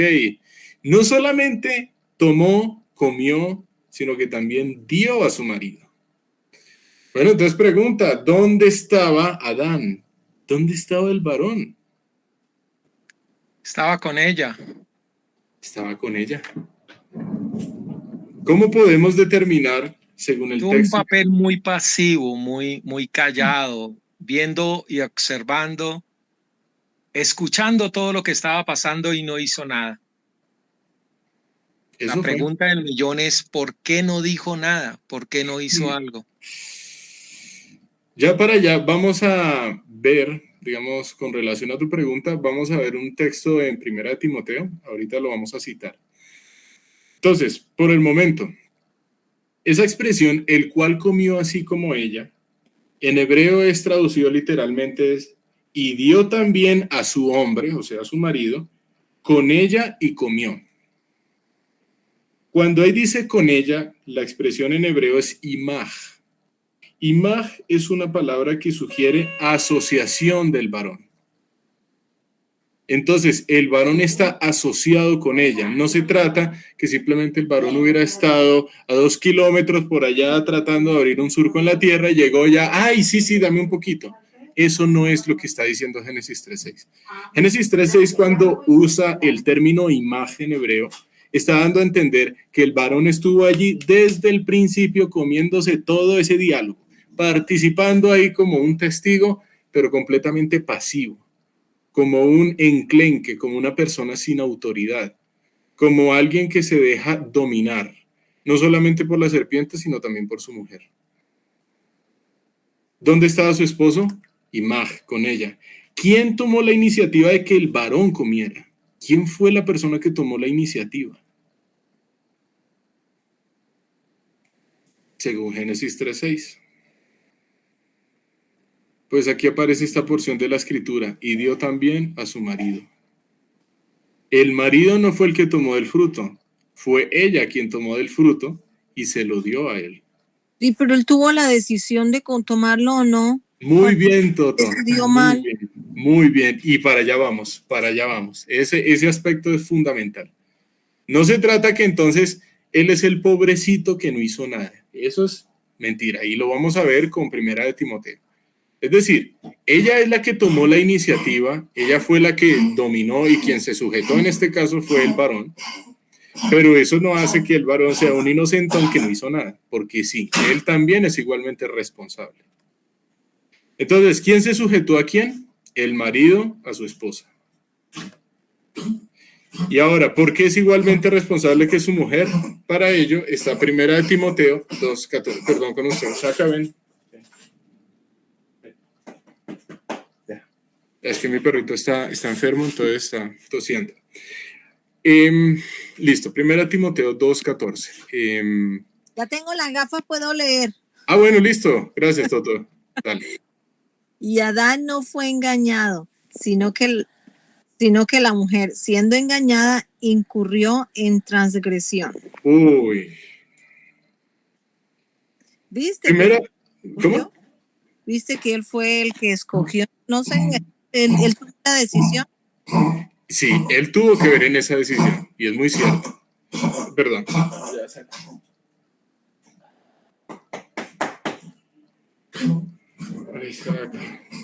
Bueno, entonces, 1 Timoteo es un texto que fue escrito por el apóstol Pablo y pues el destinatario de esa carta, obviamente, pues es Timoteo. En esa carta, el apóstol Pablo está haciendo referencia a este tiempo de Génesis capítulo 3. Y lo que especifica es que Adán no fue engañado, sino que la mujer siendo engañada incurrió en transgresión. Entonces, la primera pregunta es, ¿comió el varón por engaño?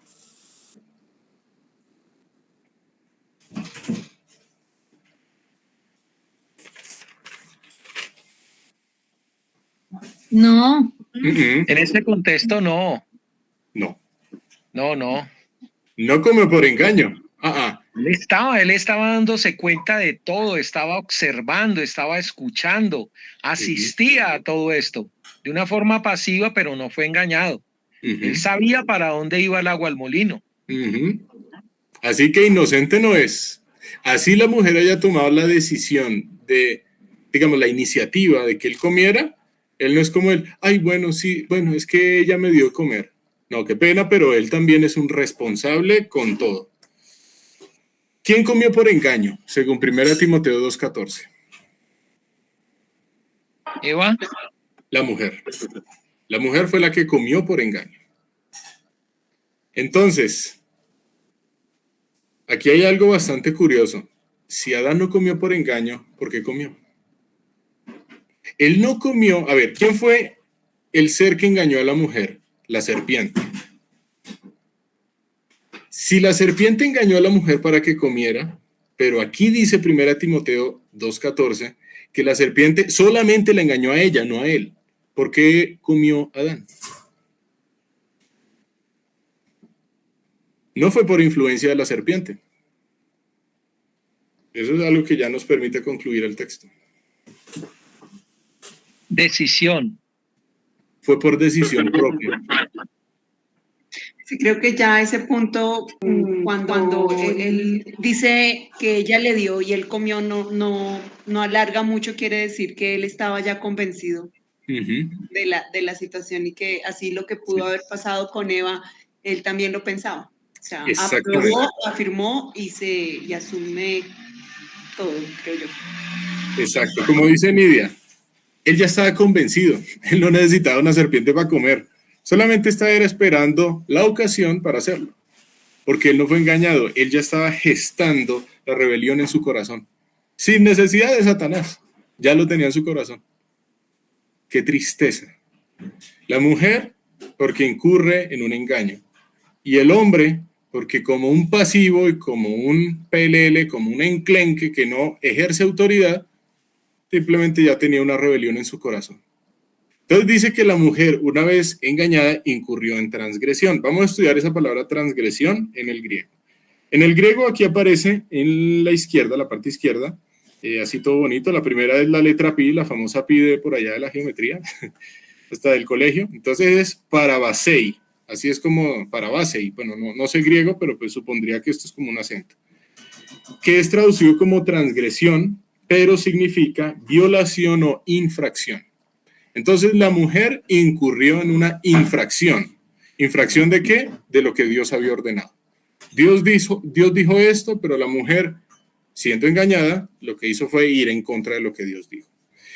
Y sabemos que hay una palabra en hebreo que vamos a empezar a introducir de ahora en adelante, que es jatá. Es la palabra que ha sido traducida al castellano como pecado. Pecado es una palabra que nos trae a la mente esta ilustración. Entonces, en esta ilustración hay una mujer practicando tiro al arco. Sabemos que este es un deporte olímpico y, bueno, en Colombia hay una excelente, no sé cómo se le llamará, bueno, mujer que tira arquera, será en ese sentido, pero es campeona mundial, le pudo ganar a una representante de Corea del Sur, es excelente. Imaginémonos esa escena, una persona en los Juegos Olímpicos tratando de darle al blanco, en este caso el blanco sería como el círculo amarillo. Entonces cuando se hace tiro al blanco, pero la persona se descacha un poquito del círculo amarillo, se puede decir en hebreo que cometió un jatá, es decir, erró, no le dio al blanco. Jatá, que es traducido como pecado, significa errar. ¿Errar de qué? De la voluntad de Dios. Es como si el blanco nuestro fuera la voluntad de Dios y nuestras flechas fueran nuestras decisiones. Si mis decisiones no dan con el blanco, no están de acuerdo a la voluntad de Dios, estoy cometiendo un jatá, un errar. Estoy transgrediendo lo que Dios dice. Entonces ya sabemos que pecar significa errar. Y esta es una buena forma de ilustrar el concepto del pecado. Esto fue lo que pasó, pues incluso me sirve mucho que aparezca en esta ilustración una mujer, porque precisamente la que cometió ese jatá por engaño fue la mujer. Quien cometió el jatá por rebelión fue el varón. En ese sentido podría ser hasta peor, ¿no? Porque no necesitó de Satanás para tomar la decisión de comer. Y ahora viene la parte triste de la historia. Ahora, tengamos presente en nuestra mente, Dios está presente aquí en todo momento. A mí me parece, no, es que no me parece, es que es así. Dios es maravilloso, porque Él está siendo testigo de la manera en la que Él está siendo ofendido. La serpiente estaba blasfemando contra Dios, diciéndole mentiroso, diciéndole malo, diciéndole manipulador. ¿Y qué hizo la mujer y el varón? Le creyeron a la serpiente, o sea que el varón al comer y la mujer al comer le están diciendo a Dios, tú eres un mentiroso, engañador, etcétera, etcétera, etcétera. Y Dios, teniendo toda la potestad, todo el poder de callarles la boca, de quitarles la existencia a los tres, simplemente deja que esta escena se desarrolle. ¿Cuán maravilloso es Dios? Es decir, aquí no se trata del papel pasivo de Dios, se trata del papel fiel de Dios. Dios en su fidelidad está dejando que este diálogo se lleve a cabo y que el ser humano tome una decisión. ¿Nos podemos gozar en el Dios creador? Claro que sí. Que le da la oportunidad al ser humano de hacer esto, teniendo el poder de evitarlo.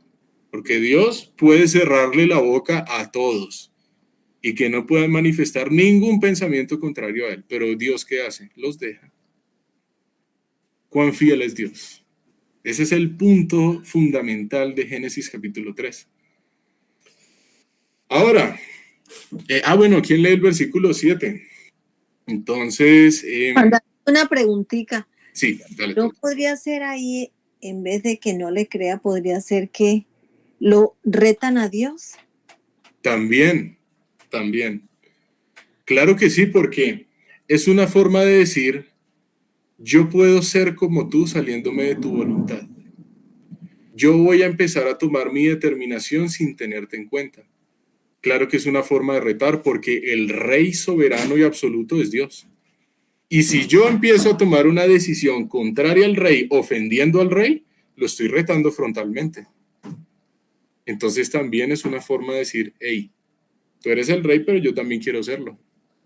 Aquí, ¿cómo vamos a hacer? Porque yo me voy a rebelar contra ti. O sea, ¿cuán grande es Dios en el hecho de permitir que esto pase? Y sobre todo, teniendo el poder de evitarlo, no lo hace. Entonces, para quienes dicen que Dios es un manipulador, qué pena, pero un manipulador no deja hacer esto. Un manipulador no deja en lo más mínimo que su creación se desvíe de su voluntad, pero en lo más mínimo. El Dios verdadero es el Dios que cumple con aquello que establece. Dios que estableció que el hombre fuese hecho a su imagen y semejanza, es decir, la capacidad de decidir. Y Dios le sigue dando esa capacidad al hombre, aún sabiendo que el hombre se va a rebelar contra él. Eso es inmenso de Dios. Porque sí, muchas veces nosotros exaltamos el carácter bondadoso y santo de Dios, pero muchas veces también nos olvidamos el hecho de que Dios, siendo el ofendido, ha permitido que esto se lleve a cabo. Ahora, ¿significa que Dios se va a quedar así de manos cruzadas y no va a hacer nada? Claro que no. Dios es juez, Dios es justo, y vamos a ver cómo se ejecuta esa justicia. ¿Alguien levantó la mano? Yo, Nidia, y Dale, Nidia. estoy pensando también en que cuando dices fiel y Dios le dice a él que gobierne, ese también, ese es el autogobierno, ¿no? Entonces, no separa la situación, sino que todo sigue hasta que se da el fin sin dejar duda a nada que él está gobernando, que el hombre está gobernando es decir, le está dando el permiso de que gobierne tal cual él quiere, inclusive sobre su propia vida. ¿Sí? Está pensando sobre el gobierno, siempre he pensado el gobierno sobre los animales, sobre la tierra, pero el gobierno sobre sí mismo. ¿Sí? Le dijeron no, sin embargo, usted gobierne sobre esa decisión y lo deja, siendo fiel a lo que le dijo gobierne. Exactamente. Listo, gracias, Nidia. Génesis 3:7. Yo había pedido, espérame, el favor a Andrea, ¿estás ahí? Sí. Para que porfa leas Génesis 3:7. Bueno, gracias. Dice, entonces fueron abiertos los ojos de ambos y conocieron que estaban desnudos. Entonces cosieron hojas de higuera y se hicieron delantales. Listo. Bueno, primera pregunta. Habíamos visto en Génesis 2:17 que Dios dijo, el día que de él comieres ciertamente morirás. Ahí no está diciendo 100 años después de que comas vas a morir, una semana después, 70 años después, no, dice el día. Comieron y al parecer no se murieron. Entonces, ¿qué? ¿Murieron o no murieron? Eso fue lo que dijo Dios y Dios cumple lo que ordena, Dios cumple lo que promete. O sea, pareciera que no se murieron, ¿no? Sí. Habíamos hablado acerca de la muerte como uno de los conceptos de separación.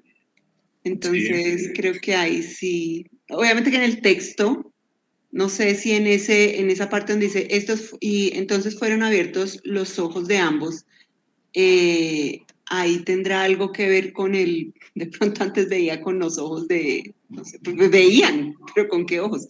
Entonces, sí, esa separación del espíritu a espíritu.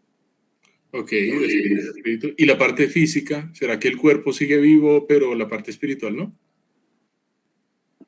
Porque entonces, ¿cómo podríamos entender a Dios Santo dejando la parte física unida a Él con pecado, pero la parte espiritual no? No, evidentemente la muerte debió de se da, porque morimos. Eso es lo que, no sé si ahí está claro, no lo veo, pero obviamente la muerte se da, y lo digo es porque ya el cuerpo empieza a corromperse, entonces empieza a envejecer, no sé. La muerte la ejecutó Dios ahí mismo, pero pareciera que no importa, vamos a ver más adelante la evidencia bíblica del hecho de que Dios ahí mismo, cuando comieron, Dios ejecutó la muerte, la ejecutó. Es más, Génesis 3:7 está mostrando en esta expresión, entonces fueron abiertos los ojos de ambos. ¿Qué es eso, abiertos los ojos de ambos? ¿Que estaban así todo el tiempo en Edén y de repente abrieron los ojos? Es pregunta de reducción al absurdo, obviamente. Sabemos que hay ojos de ambos, no puede referirse en el contexto de ojos físicos, porque si se refiriera en contexto de ojos físicos no tiene sentido a la luz del pasaje anterior en el cual dice que vio la mujer que era agradable a los ojos. ¿Cómo va a ser agradable a los ojos si no puede ver con los ojos? Entonces aquí ojos Ain en hebreo no está haciendo referencia a ojos en un sentido físico literal, sino en un sentido figurado espiritual. ¿Listo? ¿Qué significa esa expresión? Fueron abiertos los ojos de ambos. Yo pienso que esa expresión da a entender la nueva manera como ellos están viendo las cosas, si bien ellos solo conocían lo perfecto de Dios. Entonces, después de haber comido, pues ahí vienen las consecuencias de desobedecer de Dios, y es como empezar a ver de una mala manera, por ejemplo, que ellos estaban desnudos. La palabra antes en el capítulo 2 nos decía que ellos estaban desnudos y no sentían vergüenza alguna. Y en cambio acá ya en el capítulo 3 dice que conocieron que estaban desnudos, o sea, como hacerlo ver como algo malo, algo de que avergonzarse. Entonces esa expresión de fueron abiertos los ojos de ambos, bueno, ambos porque ambos comieron, y sí, es como el sentido de las cosas, de cómo ahora ellos están viendo como la realidad, ¿no? Como su bien y mal, como mostrando como, esto sí lo considero bueno, esto no. Entonces, como se vieron desnudos, consideraron que eso de pronto ya no estaba tan bien y decidieron coserse esos delantales de higuera. Ok. Entonces, Perdón. Andrea. Dale, Andrea. Yo lo veo como si, bueno, cuando dice, entonces fueron abiertos los ojos de ambos, pues, ¿quién les abrió los ojos? Pienso, fue Dios el que los abrió. O sea, fue como una revelación de Dios que quizás antes ellos no tenían. ¿Y en qué sentido? Porque tenemos que conectarlo con el hecho de que ellos participaron del fruto del conocimiento del bien y del mal. Entonces, ¿qué fue lo que ellos conocieron que antes no conocían? El mal. ¿Y el bien no? Porque dice que es árbol del conocimiento del bien y del mal. Sí, ¿cierto? tal vez estoy con lo que estaba diciendo Luis ahorita. Exactamente, como esa maldad que antes no habían visto. Ajá. Entonces, a manera de recorderis, nosotros vimos previamente que ese árbol era el árbol del conocimiento del bien y del mal, el paquete entero. Y vimos que ese bien y mal consiste básicamente en que el hombre ahora va a adquirir esa capacidad de poner en tela de juicio lo que Dios dice, pero en un sentido general. Entonces, si pone en tela de juicio todo lo que Dios dice, ya ahora no es lo bueno de Dios en el sentido de que, y vio Dios que era bueno, y vio Dios que era bueno, y vio Dios que era bueno en gran manera, sino en el sentido de que el ser humano ahora va a decir, tú puedes decir que esto es bueno, pero pues para mí no puede serlo. Yo voy a ser quien va a tomar las decisiones sin tenerte en cuenta. Cuando aquí dice que fueron abiertos los ojos de ambos, no significa, y eso sí es importante denotarlo, que el ser humano era un tonto, que era un ciego en el huerto de Edén, y que por lo tanto era necesario que fueran abiertos sus ojos para ver la verdad. Cosa que muchas personas argumentan. Yo recuerdo una vez un profesor de filosofía que decía que la razón por la cual ellos comieron es porque pensaron. Sin embargo, Génesis capítulo 3 está mostrando que esa no fue la razón. La razón es porque no le creyeron a Dios, porque seres pensantes ya eran. Lo que ocurre es que Dios los había creado en un estado de desnudez y para ellos no era malo. Sin embargo, cuando ya sus ojos son abiertos, participan del conocimiento del bien y del mal, ponen en tela de juicio lo que Dios dice y toman la determinación de que la desnudez ya no es algo provechoso para esa primera pareja. Porque solamente estamos en la primera pareja, no estamos hablando de comunidades de personas, solamente esposo y esposa. Entonces, ¿cuál fue la consecuencia? Cosieron hojas de higuera y se hicieron delantales. Entonces, Génesis 3:7, ¿cuándo debían morir? El mismo día en que comieron. Ya eso lo habíamos visto en Génesis 2:17. ¿Qué significa sus ojos fueron abiertos? Ya lo estudiamos. ¿Y cuál fue la consecuencia de conocer que estaban desnudos? ¿Vergüenza? Tal vez. Vergüenza es una, sí. Y como No. consecuencia de esa vergüenza, ¿qué hicieron ellos? Se cubren. Cosieron hojas de higuera. La higuera tiene una hoja relativamente grandecita, ¿cierto? Entonces, pues digamos que es provechosa para poderse coser algo mientras se les pasa algo de la vergüenza. Es decir, ¿por qué se iban a avergonzar ellos si ellos eran uno solo? ¿No eran marido y mujer?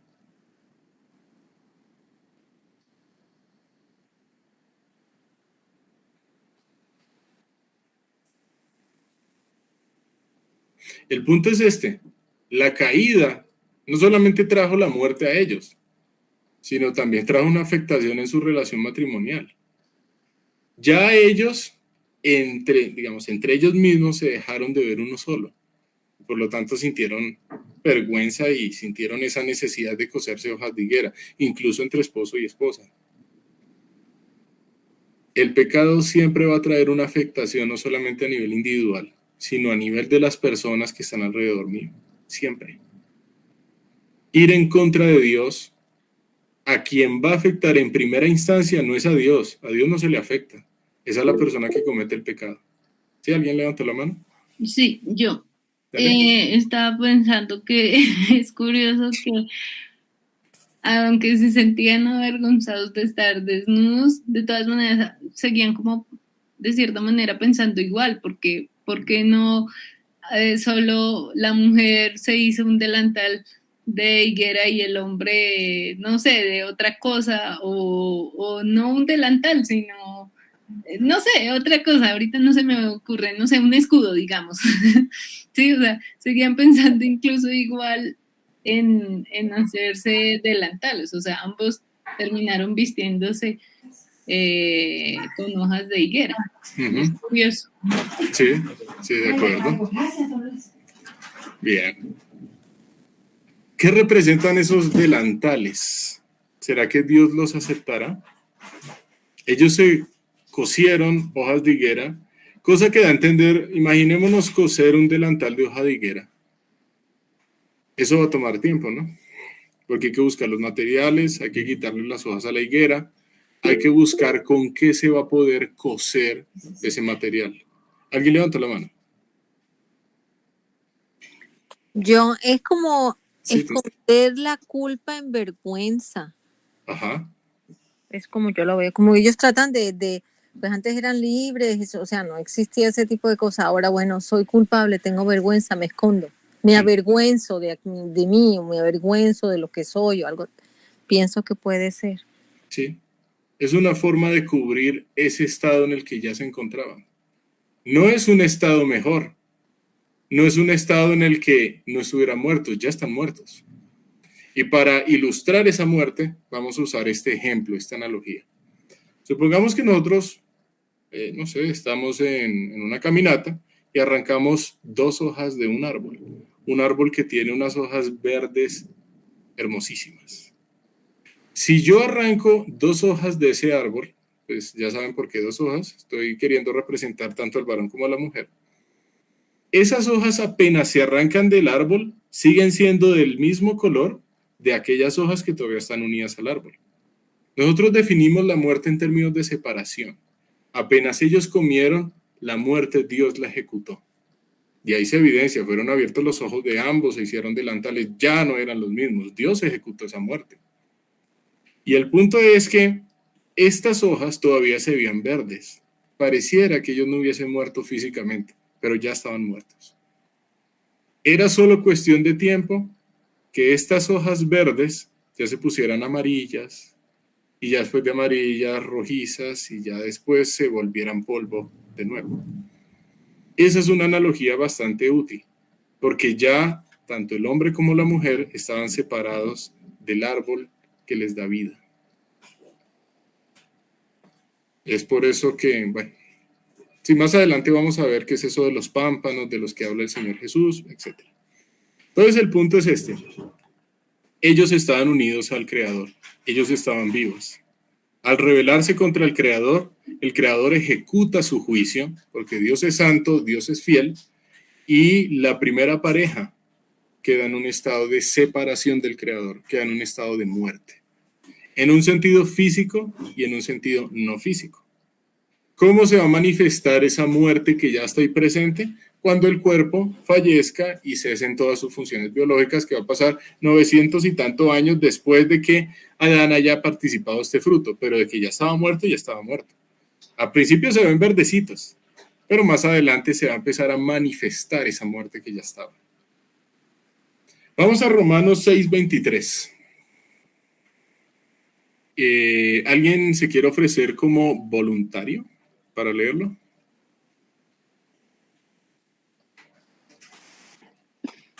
Porque la paga del pecado es muerte, mas la dádiva de Dios es vida eterna en Cristo Jesús, Señor nuestro. Bien, hablaste tú, Ketty, ¿cierto? Sí, señor. Bien, gracias, Ketty. Romanos 6:23. Interesantísimo este pasaje, que es un pasaje que creo que entra muy bien en este contexto. La segunda parte, si bien es bellísima, todavía no la podemos estudiar por el desarrollo de la cronología. Vamos a esperar un poquitico ya para estudiarla.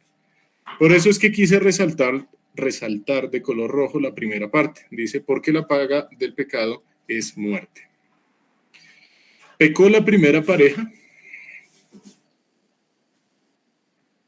Es obvio que sí. ¿Qué es pecar? Tenemos que estar haciendo siempre un recorderis. ¿Qué significa pecar?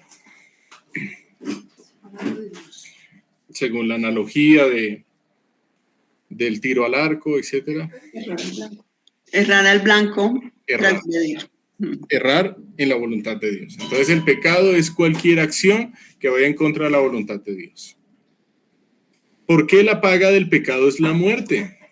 Esa es una pregunta interesante. Él dice, porque la paga del pecado es la muerte. Sí, pero ¿por qué? O sea, ¿qué tiene de malo ante los ojos de Dios que yo peque? ¿Eso en qué le afecta? Porque él lo dijo. Creo que Sí. no hay otra, no, o sea, el inicial, si voy al principio, él dijo, o sea, no hay una explicación, sino si él dice, le creo. Entonces, Dios lo dice. Ahora, ¿a qué atributos nosotros podemos apelar para ver la razón por la cual el pecado implica la muerte? ¿A qué atributo de Dios? ¿A que Dios es perfecto? Dios es perfecto, No. sí. Y no peca y nosotros pecamos. Entonces, en la medida en que nos alejemos de Él, pues somos imperfectos y parte de la imperfección es la muerte. Entonces, listo, porque Dios no lo hace, es la primera razón. La segunda razón, porque Dios no haciéndolo es santo. Vimos que la palabra santo significa apartado. En la santidad de Dios no se admite el pecado. No se admite. Y la paga es la muerte. Entonces, interesante que aparecen los términos en griego. Paga es, bueno, ya les digo, opsonia, que significa sueldo, como el sueldo, exacto, como el estipendio, como el salario. El sueldo del pecado, la palabra para pecado en el griego es amartía. Por eso es que si ustedes están estudiando teología, van a encontrar que la doctrina del estudio del pecado y de sus consecuencias, etcétera, se llama amartiología. Viene del término amartía en griego, que es pecado, y muerte es tánatos. Entonces lo que dice es que la paga del pecado es la muerte. Por eso es que de aquí, de este término tánatos, se desprende la palabra tanatosis, que es lo que hacen, no sé si ustedes han intentado recoger una arañita que se encuentra en una esquina. Las arañitas a veces se hacen las muertas, y eso en biología se le llama tanatosis. Entonces, ¿el tanatorio? Sí, el tanatorio es donde están los cadáveres. Ah, donde están los cadáveres, me dice mi mamá. El término que utilizan. Entonces, el tema es que, digamos, con este ejemplo de la arañita que se hace la muerta, es la forma en la que yo me acuerdo que tánatos es muerte. Bueno, si la paga del pecado es la muerte, aquí ya viene el primer problema grande. ¿Cómo se va a revertir este lío tan tenaz? El ser humano quedó muerto. ¿Qué puede hacer un muerto para regresar a estar vivo con el Dios, valga la redundancia, viviente? ¿Qué puede hacer? Sí, se pueden hacer los delantales que quieran. ¿Los delantales que están representando entonces?